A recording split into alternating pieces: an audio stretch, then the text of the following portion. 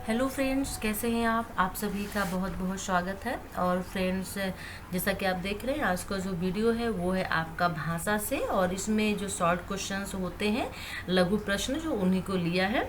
और फ्रेंड्स, मैंने एक अदर चैनल बनाया है NIS इन्फो के नाम से। नाम जो है आपको चैनल का इस वीडियो में भी दिख जाएगा, तो प्लीज़ आपसे रिक्वेस्ट है कि आप उस चैनल को भी सब्सक्राइब कर लें, क्योंकि अब आपके जितने भी NIS से संबंधित इंफॉर्मेशन है, डिटेल्स है, वो इस वीडियो में, उस चैनल में डाले जाएंगे। और जितने भी आपके डीलेट के जो भी वीडियोस हैं, क्वेश्चन है, वो सब उस चैनल पे डाले जाएंगे। तो प्लीज़ आप सब्सक्राइब ज़रूर कर लीजिए। चलिए आइए देख लेते हैं क्वेश्चंस कौन कौन से। भारत में मुख्यतः कौन कौन से भाषा परिवार है, अब आपको ये बताना है। आपके इंपॉर्टेंट क्वेश्चंस बन सकता है फ्रेंड्स। देखिए, आर्य भाषा परिवार, द्रविड़ भाषा परिवार, और तिब्बती बर्मन, और ऑस्ट्रो एशियाटिक या मुंडा भाषा परिवार।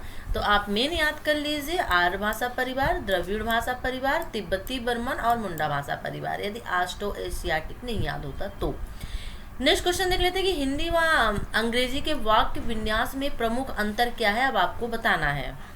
तो चलिए नेक्स्ट क्वेश्चन ले लेते हैं। देखिए, तो अंग्रेजी व हिंदी के वाक्य विन्यास में प्रमुख अंतर क्या है, अब ये बताना है। देखिए, तो बहुत ही आसान अंतर होता है दोनों में।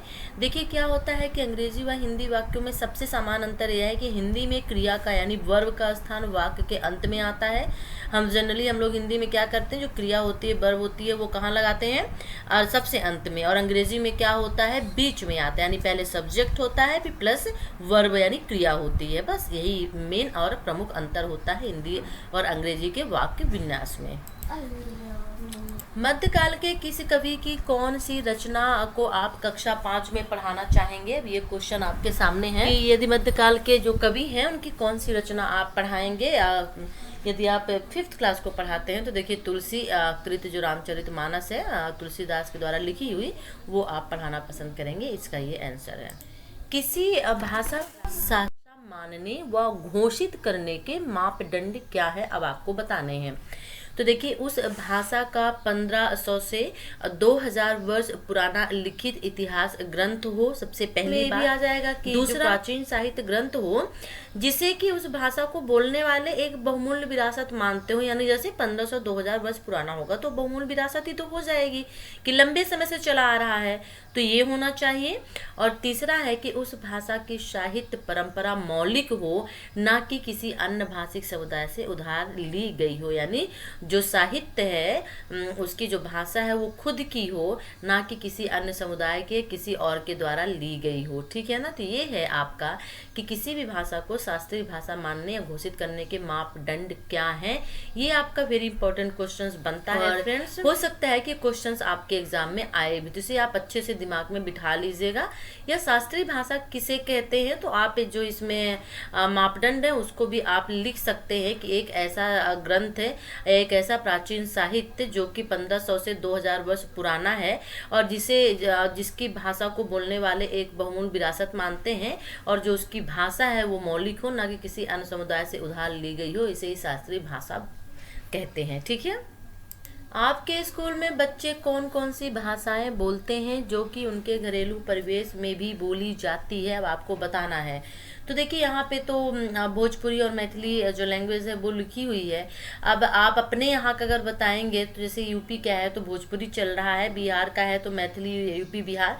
लेकिन यदि आप हिमाचल के हैं और यदि आप MP के हैं तो आप अपने इधर की भी भाषाएं लिख सकते हैं, जैसे बघेलखंडी है, बुंदेलखंडी है, जो भी आपके यहाँ के घरेलू परिवेश की भाषाएं हैं वो आप लिख सकते हैं। कक्षा की बातचीत को कैसे बच्चों की भाषा विकास के लिए उपयोग किया जा सकता है, आपको बताना है कि जो कक्ष यानी जैसे कक्षा में स्टूडेंट और एक टीचर की जो बात होती है, तो जो भाषा का विकास होता है उसको कैसे आप उपयोग में ला सकते हैं भाषा के विकास के लिए।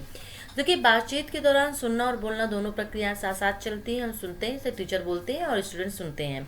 तो एक शिक्षक बच्चों को कक्षा में बातचीत का भरपूर अवसर उपलब्ध कराए, ताकि बच्चा जीवन और अनुभवों को एक साथ जोड़कर सीखने को सहज बनाए, और इसी तरह से बच्चों की भाषा विकास के लिए उपयोग किया जा सकता है बातचीत के दौरान। चलिए इसी से नेक्स्ट क्वेश्चन ले लेते हैं कि पढ़ना एवं लिखना, इनको दो भिन्न कौशल क्यों माना जाता है, कि पढ़ना और लिखना जो ये है दोनों अलग अलग कौशल है। इसका आंसर होगा कि पढ़ने और लिखने को समानतः दो भिन्न कौशल माना जाता है, क्यों? क्योंकि जो पढ़ना होता है उससे ग्रहण कौशल उसे कहते हैं, अर्थात लिखे हुए को पढ़कर ग्रहण करना, यानी पढ़कर अर्थ ग्रहण करना। और इसी तरह लिखना जो होता है उसको उत्पादन कौशल माना जाता है, अर्थात जो कुछ भी आप बताना चाहते हैं उसे लिखकर उत्पादित करना होता है। तो पढ़कर अर्थ ग्रहण करना यानी ग्रहण कौशल हो गया, और लिखने को उत्पादन कौशल यानी लिखकर जो आप बताना चाहते हैं उसे लिखकर उत्पादित करना कहते हैं। इसलिए पढ़ने और लिखने को दो भिन्न भिन्न कौशल माने जाते हैं। पढ़ने के कौशल के विकास की किन्हीं दो विधियों का वर्णन करना है, यानी जो पढ़ना का एक कौशल हो गया, अभी पढ़ना लिखना ऊपर पढ़ के आ रहे हैं, तो पढ़ने के कौशल के विकास की जो दो विधियां उनको वर्णन करना है। पहला, बच्चों को सार्थक सामग्री के माध्यम से मदद करना ताकि बच्चों में सार्थक रुचि बनी रहे। पढ़ाई की शुरुआत किताबों से होनी चाहिए। पढ़ना सिखाने की शुरुआत फ्लैश कार्ड, चार्ट या लकड़ी के अक्षरों जैसी सामग्री से करने की बजाय किताबों से करना ज़्यादा अच्छा होता है, क्योंकि आगे चलकर भी किताबें ही मदद करती हैं। इसलिए पढ़ने के कौशल के विकास की दो मुख्य विधियां हैं कि बच्चों को सार्थक सामग्री की माध्यम से मदद करना, और दूसरा है पढ़ाई की शुरुआत जो है किसी किताब से होनी चाहिए, ना कि फ्लैश कार्ड, चार्ट, बोर्ड या जो चीज़ें लकड़ी के अक्षरों पे बनाना, पट्टिका जो होती है, इनका यूज नहीं करना चाहिए। नेक्स्ट क्वेश्चन, पढ़ना सिखाने के लिए कोई दो नई गतिविधियां सुझाइए। पढ़ना सिखाना यदि बच्चों को है, पढ़ना सिखाना यानी कि पढ़ने के लिए सिखाना, कि किस तरह से बच्चों से रीडिंग नहीं आती है। अभी 3rd 4th क्लास के बच्चों में आप चले जाइए क्लास में, तो अच्छे से बच्चों से रीडिंग नहीं आ पाती है। तो पढ़ना यानी रीडिंग कराना, सिखाने के लिए आप क्या दो नई गतिविधियां सुझाएंगे, क्या उपाय सुझाएंगे? पहला है कविता सुनाना एवं गाना, और दूसरा है कहानी पढ़ना, सुनाना और बच्चों से भी कहानी सुनना। यानी कि कविता के बहाने कविता आप सुनाइए, गाना सुनाइए, बच्चे भी सुनाए, इससे भी थोड़ा सा पढ़ने में बच्चों का इंटरेस्ट बढ़ता है, रुझान होता है। अक्सर आप देखते हैं क्लास में बच्चे कहते हैं कि मैम प्लीज़ आज पोएम सुनाइए, मैम आज प्लीज़ कविता ही पढ़ा दीजिए, तो उनका इंटरेस्ट कविता में ज़्यादा होता है। और दूसरा कहानी पढ़ना, सुनाना, और बच्चों से भी, आप कहानी तो उन्हें सुनाइए लेकिन बच्चों से भी सुनिए। ये मेन दो गतिविधियाँ हैं सब पढ़ना सिखाने के लिए। पढ़ने एवं लिखने की प्रक्रियाओं में क्या क्या समानताएं हैं अब आपको बताना है, समानताएं बताना है अब, ठीक है ना।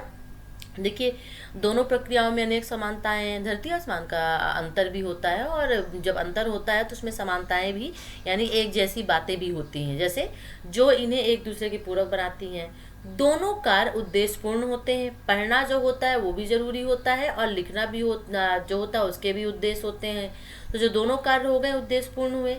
पढ़ते समय पाठक अर्थ निर्मित करते चलता है, और इसी प्रकार लिखते समय भी लिखने वाला अर्थ का निर्माण करते चलता है। यानी पढ़ने वाला जो पढ़ रहा है उसका भी तो कुछ ना कुछ अर्थ निकलता है, तभी तो वो पढ़ रहा है, तो अर्थ वहाँ पे भी अर्थ का निर्माण हो रहा है। और लिखने वाला जब लिख रहा है तो उसका भी कुछ ना कुछ अर्थ निकलता है, तभी तो वो लिख रहा है, तो वहाँ पे भी उसका निर्माण हो रहा है। किसका? असमानताएं यही किसमें? पढ़ने एवं लिखने की प्रक्रियाओं में, ठीक है ना।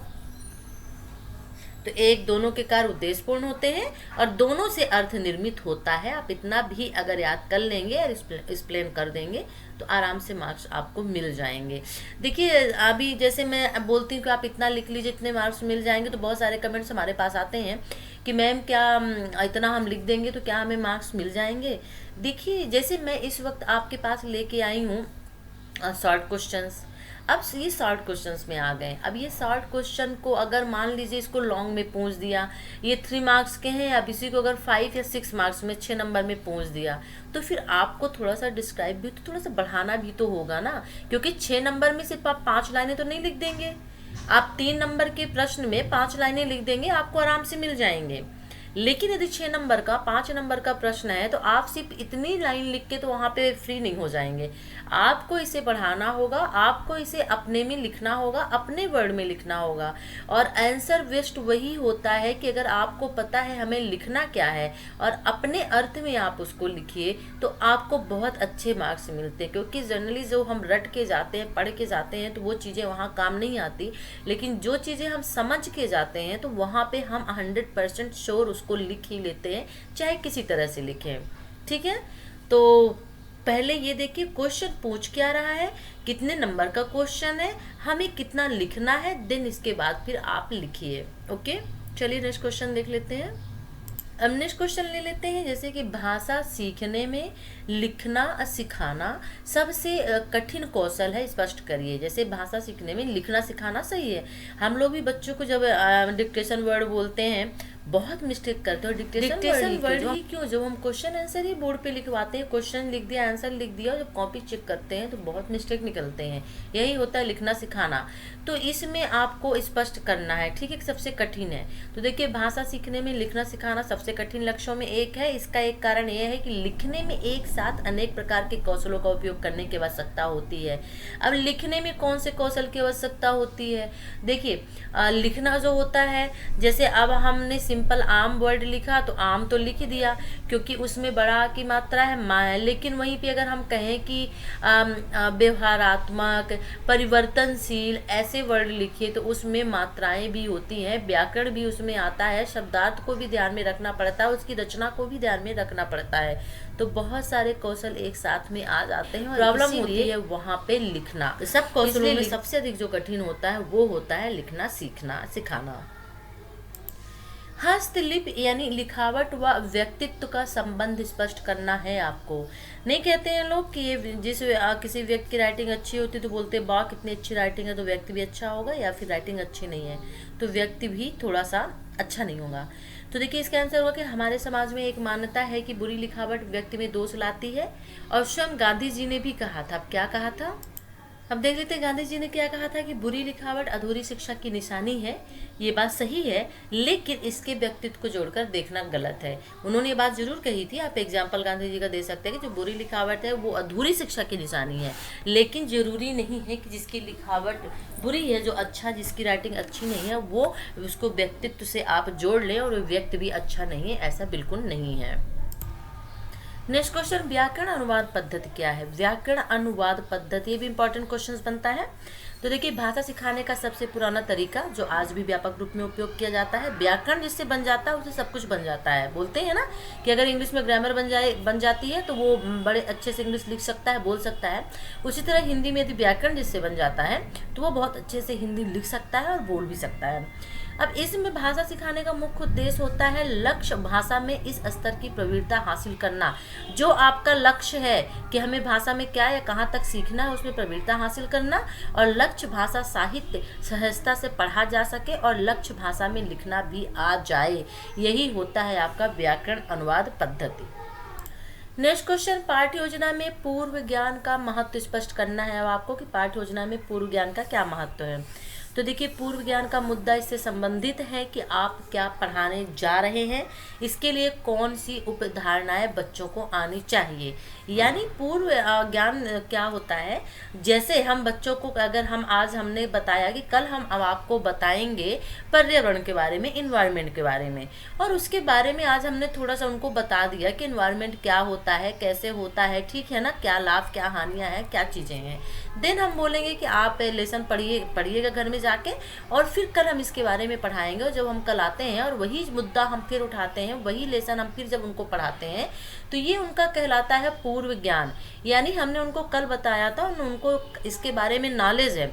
जरूरी नहीं कि हमने उनको कल बताया हो सकता है कि हमने नहीं बताया और उनको इसका नॉलेज हो, तो वो भी पूर्व ज्ञान ही होता है, ठीक है ना। तो उनको उस चीज़ का नॉलेज है तो उनको पढ़ने में बहुत आसानी रहेगी, उनकी रुचि, और हमें भी ये मालूम होता है कि कौन कौन से किस मेथड से बच्चे को हमें पढ़ाना है। TLM क्या है, इंपॉर्टेंट क्वेश्चंस। तो TLM को देखिए फुल फॉर्म भी खाली आपसे पूछ सकता है, मल्टीपल चॉइस में भी और इसमें भी पूछ सकता है, टीचिंग लर्निंग मटेरियल। और यानी अगर आप हिंदी में बोले तो क्या है सामग्री, सिखाने की एक सामग्री होती है, बच्चों को सिखाया जाता है डायग्राम बना के, चित्र बना के सिखाना ही TLM कहलाता है, ठीक है। कवि विद्यापति की प्रमुख रचनाएं किस भाषा में है और यह भाषा किस क्षेत्र में बोली जाती है, आपको बताना है, और उनकी किसी एक रचना का नाम भी लिखना है। तो देखिए जो कवि विद्यापति हैं उनकी जो प्रमुख रचनाएं हैं वो मैथिली भाषा में है, ठीक है ना। और यह भाषा किस क्षेत्र में बोली जाती है, तो यह भाषा उत्तरी बिहार के अनेक जिलों में बोली जाती है। जस्ट अभी मैंने बताया था कि बिहार और उत्तरी जो भाग होते हैं यहाँ पे उत्तर में ये भाषाएं बोली जाती हैं।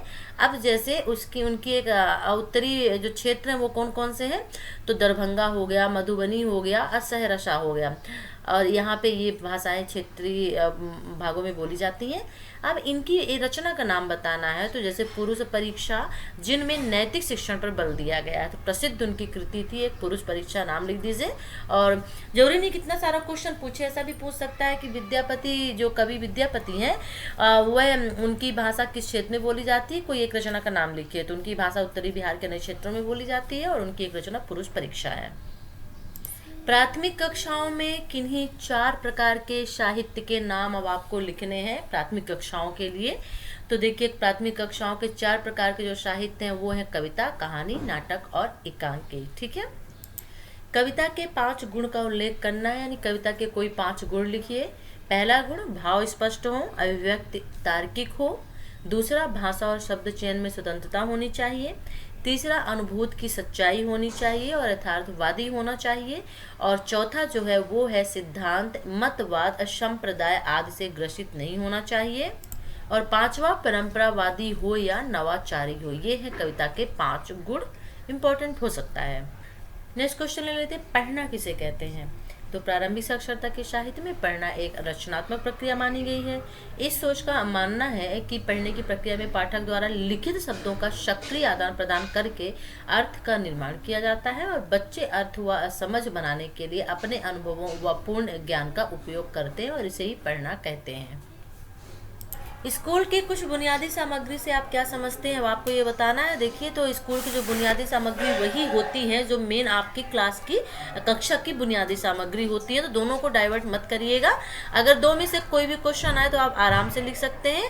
प्रत्येक स्कूल की कुछ बुनियादी सामग्री जो होती है, जैसे बेंच हो गया, कुर्सी हो गया, मेज हो गया, ब्लैक बोर्ड हो गया, पीने का पानी, शौचालय, प्रकाश की व्यवस्था, ये स्कूल की बुनियादी सामग्री हो गई। अगर कक्षा की पूछी जाए, बेंच हो गया, कुर्सी हो गया, मेज हो गया, ब्लैक बोर्ड हो गया और जो प्रकाश की व्यवस्था है, ये सब चीजें आ जाती हैं आपकी कक्षा की बुनियादी सामग्री के अंतर्गत। बोलने का अभिप्राय क्या होता है, अब आपको बताना है। देखिए, तो जो बोलने का अभिप्राय है, तात्पर्य ध्वनि, शब्दों या वाक्यों का उच्चारण मात्र नहीं है। बोलते समय हम अनेक प्रकार की योजनाओं और प्रक्रियाओं से गुजरते हैं, वही बोलने का अभिप्राय होता है। ठीक है। लिखना क्या है, तो ऐसे चिन्ह व आकृतियां बनाना जो दूसरे व्यक्ति द्वारा समझी जा सके, वही लिखना कहलाता है। ठीक है ना। ऐसे चिन्ह आकृतियां बनाना, लिखना, लिपिबद्ध करना जो दूसरे व्यक्ति आसानी से समझ सके। तो नेक्स्ट क्वेश्चन ले लेते हैं कि शैक्षिक सामग्री से आप क्या समझते हैं। तो शैक्षिक सामग्री के अंतर्गत आते हैं मॉडल, चार्ट, स्लाइड और आकलन शब्द का सामान्यतः क्या अर्थ लगाया जाता है। तो आकलन शब्द का सामान्यतः यह अर्थ लगाया जाता है कि छात्र पास हुआ या फेल हुआ। फ्रेंड्स, क्वेश्चन तो बहुत सारे हैं, लेकिन प्रॉब्लम है क्या, बारिश स्टार्ट हो चुकी है, आपको भी आवाज़ आ रही होगी, जिसकी वजह से बहुत प्रॉब्लम आपको होगी और आवाज़ साफ नहीं आएगी। चलिए, फिर बारिश बंद हो जाएगी, इसके बाद मैं नेक्स्ट इसका सेकंड पार्ट वीडियो बना दूंगी। तो फ्रेंड्स, कैसा लगा ये वीडियो ज़रूर बताइएगा और आपको करना क्या है पता ही है। वीडियो को लाइक करिए एंड शेयर करिए।